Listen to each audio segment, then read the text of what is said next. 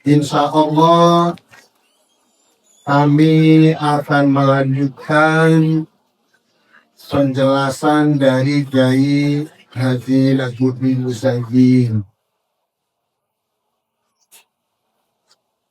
Kalau acara maulid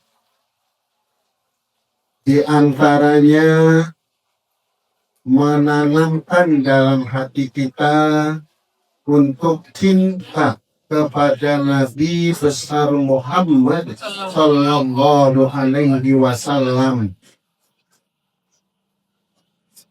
Maka kali ini sebaliknya,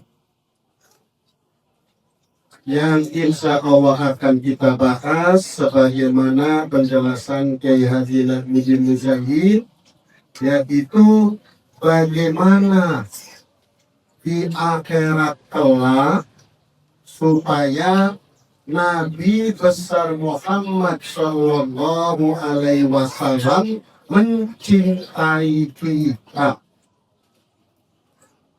Kita cinta kepada Nabi dan kita berusaha agar kelak di akhirat Nabi mencintai kita. Nabi besar Muhammad Sallallahu Alaihi Wasallam bersabda, Inna min ahabbikum ilayya wa akramakum minni majlisa yawmal qiyamah ahsanukum akhlaqa. Rawahu Tirmidzi. Sesungguhnya di antara kamu yang paling aku cintai dan paling dekat denganku kedudukannya nanti pada hari kiamat, yaitu orang yang paling baik akhlaknya. Jadi kalau ingin dicintai Nabi, ingin dekat dengan Nabi, yaitu berusaha berakhlak baik. Bapak-bapak, ibu-ibu ingin nanti di akhiratnya dicintai Nabi?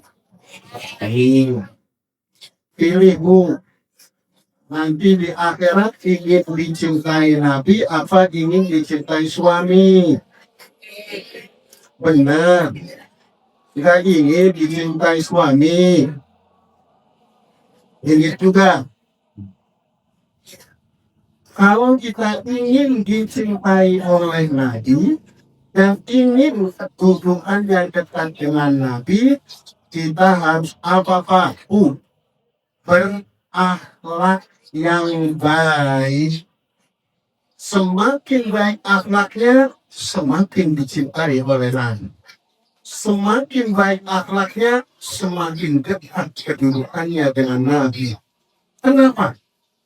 Sebab Allah berfirman, Innaka la'ala khuluqin adzim. Sesungguhnya engkau Nabi Muhammad yaitu berakhlak yang agung. Nabinya akhlaknya agung, kitanya akhlaknya baik, jadi bisa dekat. Nabinya akhlaknya agung, kita akhlaknya baik, kedudukannya juga bisa dekat. Nanti di akhirat kelak. Ibu-ibu pengen tidak berakhlak baik, Bu. Kenapa? Biar dicintai Nabi, dia dekat dengan mengingat di akhirat. Berakhlak yang baik itu ada dua macam. Ada akhlak lahiriah, itu sopan satu. Ada juga akhlak batiniah. Akhlak lahiriah, sopan santun. Akhlak batiniah banyak. Akhlak batiniah itu satu, jujur, adil, pemaaf, selalu ihsan pada orang, dan seterusnya dan seterusnya. Ada yang berpendapat ada 50 akhlak yang baik itu akhlak batiniah. Sekarang satu saja dulu, yaitu salah satu akhlak batiniah itu jujur. Kalau ibu-ibu ingin dekat dengan Nabi besar Muhammad Sallallahu Alaihi Wasallam, ingin dicintai oleh Nabi besar Muhammad Sallallahu Alaihi Wasallam, salah satu usahanya yaitu berusaha selalu jujur. Itu berakhlak baik. Batiniah. Kalau sopan santun, ibu-ibu sudah sopan santun. Ibu-ibu terhadap saya sudah sopan santun. Bapak-bapak terhadap saya sudah sopan santun. Tapi akhlak batiniah jujur, saya nggak tahu. Bagaimana supaya kita ini berakhlak baik di antaranya melalui jujur? Salah satu usahanya dalam prosesnya mengurangi kebohongan. Kurangi. Bapak-bapak, ibu-ibu sering bohong enggak? Bapak-bapak, ibu-ibu, kalau ada kejadian, ada apa-apa, ada di televisi, kalau cerita nambah-nambahi bohong enggak? Bohong. Jujur enggak? Akhlaknya baiknya. Salah satu akhlak baik, nonton di televisi, ada antara sesuatu, cerita pada orang, makin nambah-nambahin, itu bohong. Nanti akhlaknya baik. Suka bu nambah-nambahin? Suatu saat, ini bukan di sini ya. Suatu saat ada ibu-ibu, bapak-bapak kelihatannya ngadu-ngadu nih. Ada ibu-ibu lihat tetangganya itu suaminya manggil dengan suara keras, nih kesini. Kedengaran. Itu kadang-kadang begitu dengar suaminya manggil istrinya suara keras, tetangganya ceritanya lain. Pernah nggak begitu? Bohong nggak? Jujur nggak? Akhlaknya baik nggak? Dekat dengan Nabi nggak? Nah, kalau ingin dekat dengan Nabi, ada keinginan ceritanya nambah-nambahi. Tidak, aku berusaha jujur, biar termasuk golongan yang berakhlak baik, agar nanti dekat dengan Nabi. Kurangi. Kebohongan kurangi. Bapak-bapak pernah bohong sama istri Kok saya jauh gitu?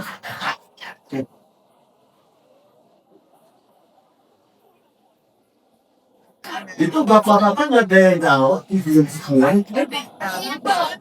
Berarti nggak ada yang bohong tuh bapak-bapak. Nggak pernah bohong istri. Ibu-ibu pernah bohong sama suami. Wah, ibu-ibu jujur.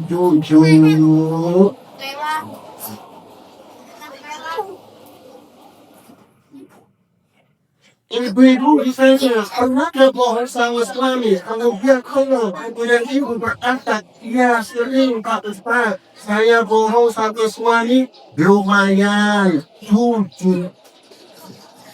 Kan salah satu akhlak yang baik kan jujur kan? Jujur. Ulangi nih. Ibu-ibu, adik-adik pernah bohong sama suami yang jujur di TV. Jujur itu berkorban. Kita berusaha mengurangi bohong itu karena mereka ini akhlaknya baik. Kita berusaha mengulangi bohong, kepengen dekat dengan Nabi besar Muhammad Sallallahu Alaihi Wasallam. Jadi jelas, ibu-ibu mau, bapak-bapak mau mengurangi bohong, tujuannya apa? Tujuannya supaya masuk golongan orang jujur dan nantinya termasuk orang yang berakhlak baik. Salah satu akhlak yang baik itu jujur.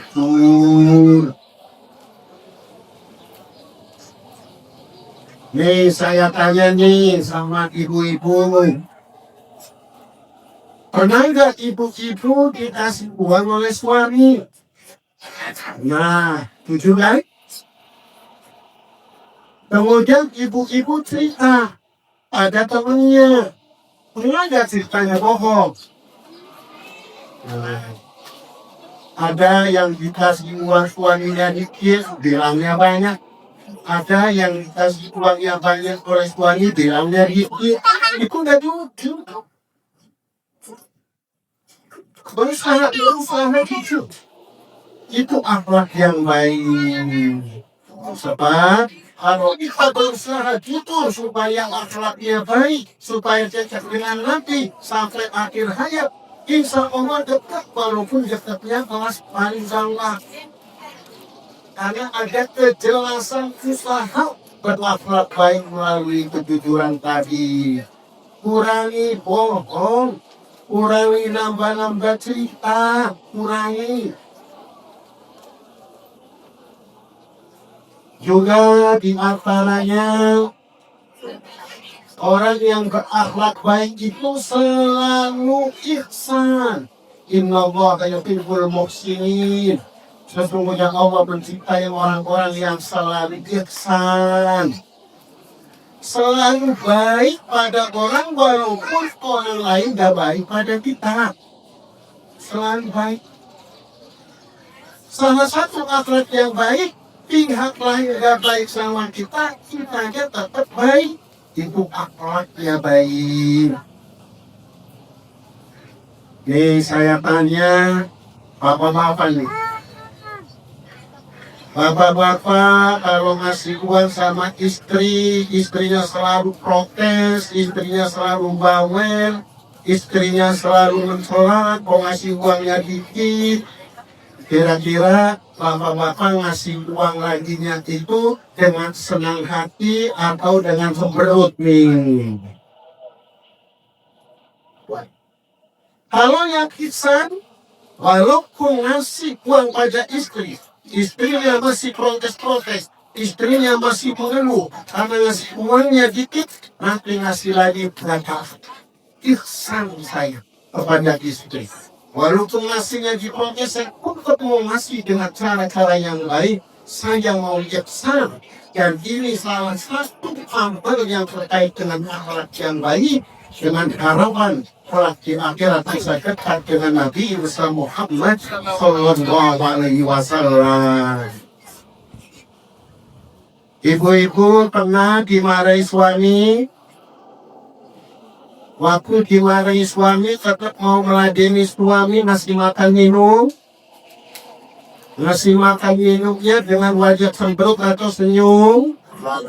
Nah, ini.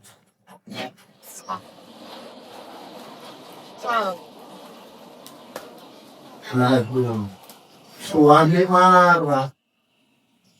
Begitu suami marah-marah, selesai 5 menit kemudian, karena sudah waktu makan, suaminya bilang, mana nih makannya? Mana nih minumnya? Nah, ibu-ibunya itu harus punya pikiran akhlak. Sebenarnya aku malas ini ngasih makan. Sebenarnya aku malas meladeninya. Tapi aku ingin ihsan, ingin tetap baik walaupun suaminya habis marah-marah. Karena amal semacam ini termasuk akhlak yang baik. Karena aku ingin kelak di akhirat dekat dengan Nabi.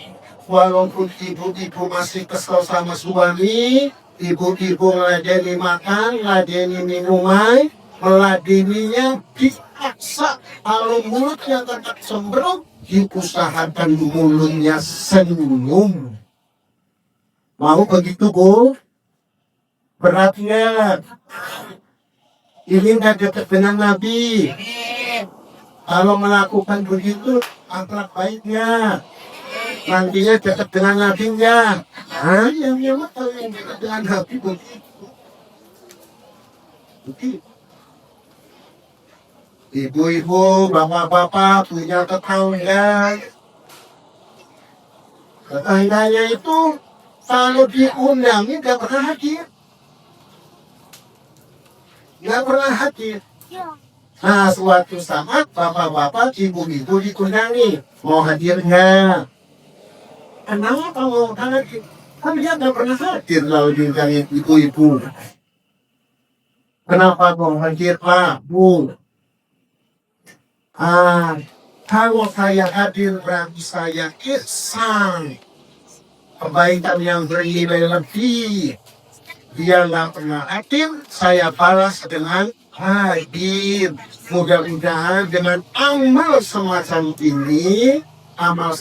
ini bernilai akhlak yang baik yang menghantar alat di akhirat dekat dengan Nabi besar Muhammad Sallallahu Alaihi Wasallam.